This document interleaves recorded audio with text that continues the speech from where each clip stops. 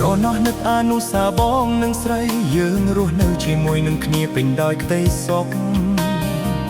ហើយពួកយើងបានសច្ចាទុកគ្មានថ្ងៃណាដែលប្រកបត់ទៅមានអ្នកថ្មីផ្សេងឡើយ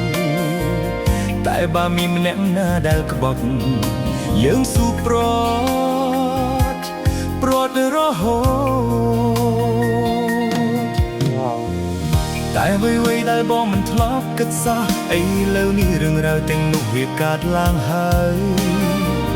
រឿងនោះកើតឡើងព្រោះតែស្រស់ត្រានត្រើយរូបអូននេះហើយជាអ្នកបងក៏ឡើង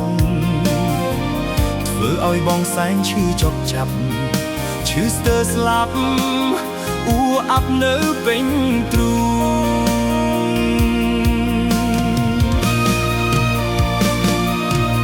បងចង់សួរថាតើអូនក្បត់បងដើម្បីអ្វីឆ្លើយមកថ្លៃថ្លើមចិនដាពេញចិត្តណាស់មែនតែពេលអូនឃើញបងស្រក់ទឹកនេត្រាឬជីវ៉ាតាំងចាំដាចង់ឃើញបងផ្សៃពេលនេះក្តីឈឺចាប់ណែនក៏ស្ទះពេញអូរ៉ាព្រោះស្នេហាទើបយ៉ាងនេះពេលនេះដើមទ្រូងកំពុងឆាប់ឈួលឆេះទ្រូងស្ទើរតែប្រេះឬចិត្តនេះខ្ញុំត្រូវយំរហូតខ្នែស្លាប់មែនទេ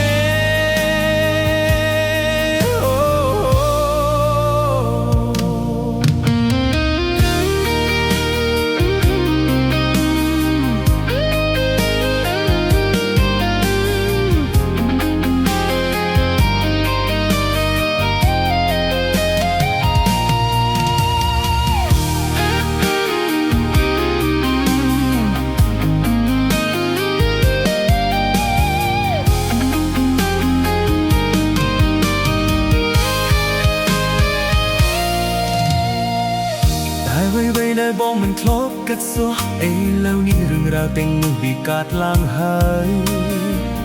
រឿងនោះកើតឡើងព្រោះតែស្រស់ត្រានត្រើយរូបអូននេះហើយជាអ្នកបងក៏ឡើងធ្វើឲ្យបងសែងឈឺចុកចាប់ឈឺស្ទើរស្លាប់អ៊ូអាប់នៅពេញទ្រូងបងចង់សួរថានៅក្បត់បងដើម្បីអ្វីឆ្លើយមកថ្លៃថ្លើមចិនដា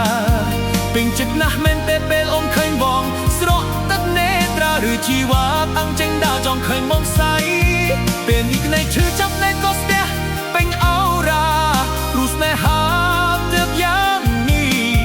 ពេលនេះដើមទ្រូងកំពុងឆាប់ឈួលឆេះទ្រូងស្ទើរតែប្រេះឬជាតិនេះខ្ញុំត្រូវយំរហូតនៃស្លាប់មែនទេបងចង់សួរថាតើអូនក្បត់បងដើម្បីអ្វីឆ្លើយមកថ្លៃថ្លើមចិនដាពេញចិត្តណាស់មែនតែពេលអូនឃើញបងស្រក់ទឹកនេត្រាឬជីវ៉ាតាំងចិនដាចង់ឃើញមកផ្សៃ